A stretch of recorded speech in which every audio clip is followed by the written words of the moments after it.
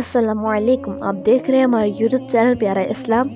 آج کا میرا موضوع ہے حضرت خالد بن ولید رضی اللہ تعالیٰ عنہ کے اسلام لانے کا قصہ۔ ویڈیو شروع کرنے سے پہلے آپ سے درخواست ہے کہ اگر آپ ہمارے چینل پہ نئے ہیں تو سبسکرائب ضرور کریں اور بیل آئیکن کو لازمی پریس کریں تاکہ ہماری ہر آنے والی نئی ویڈیو آپ تک پہنچ سکے۔ چلتے ہیں ویڈیو کی طرف۔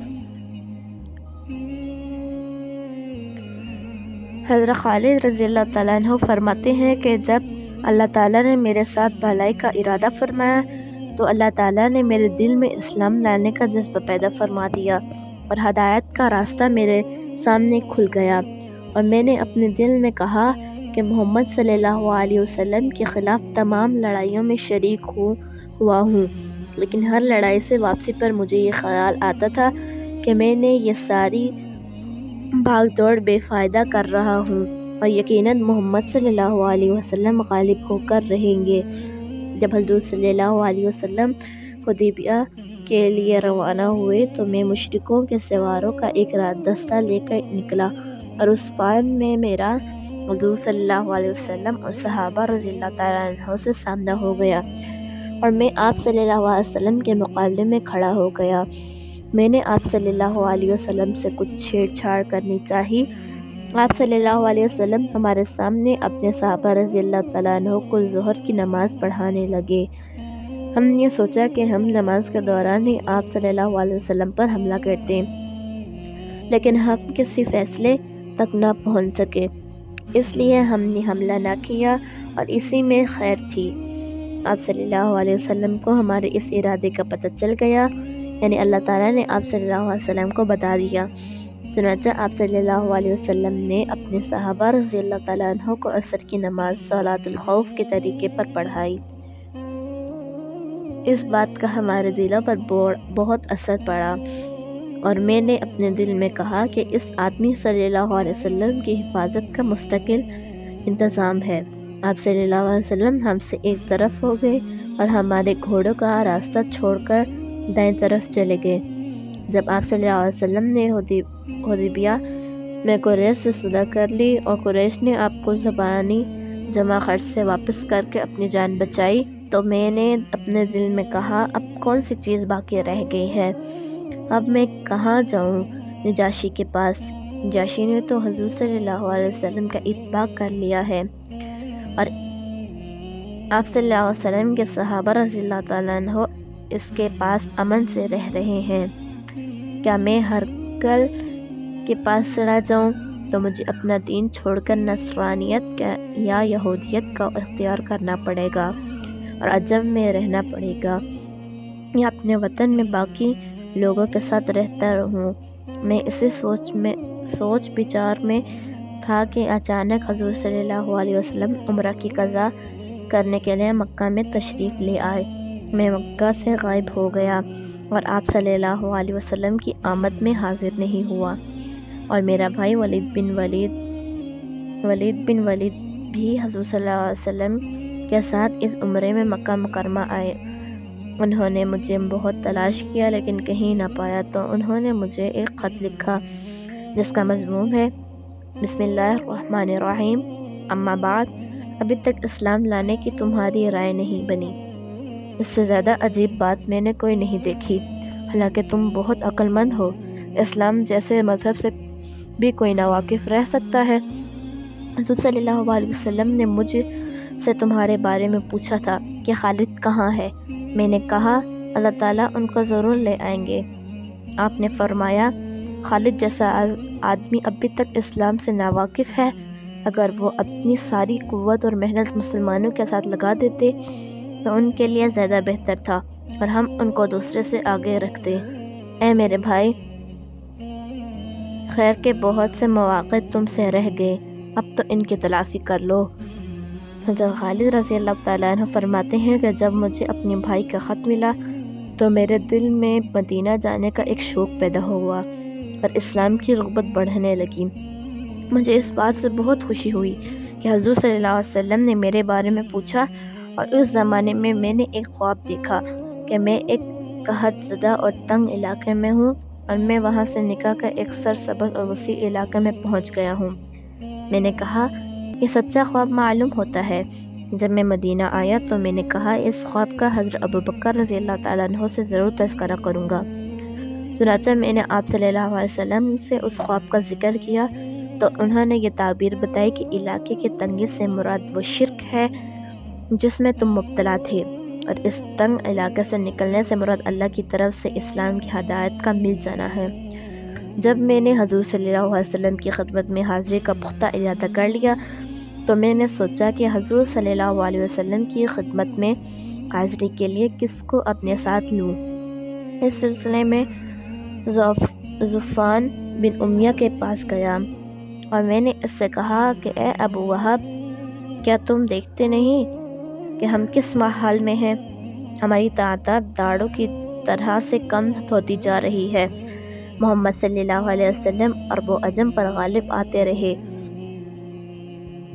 میرا خیال یہ ہے کہ ہم محمد صلی اللہ علیہ وسلم کی خدمت میں حاضر ہو کر ان کا اتباع کر لینا چاہیے، کیونکہ محمد صلی اللہ علیہ وسلم کی عزت ہماری عزت ہے۔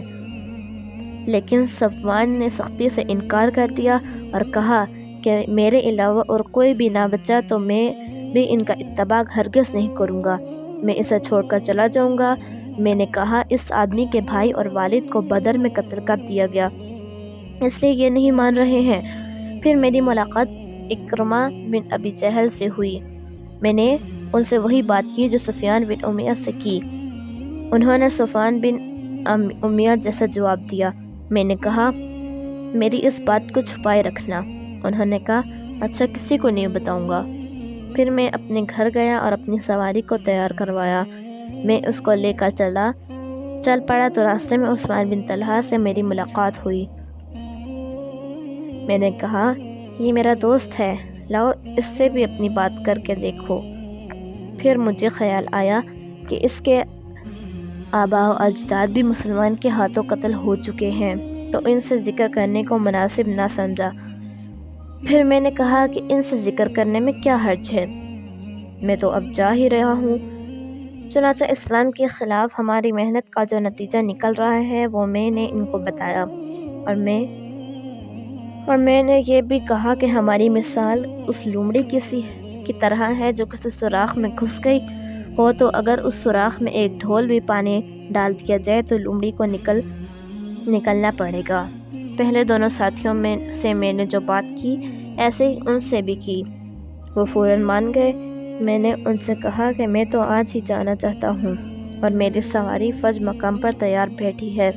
ہم دونوں نے آپس میں مکہ سے باہر مقام یاجوج پر اکٹھا ہونا طے کیا کہ اگر وہ مجھ سے پہلے وہاں پہنچ گئے تو وہ میرا وہاں انتظار کریں گے، اگر میں ان سے پہلے پہنچ گیا تو میں ان کا انتظار کروں گا۔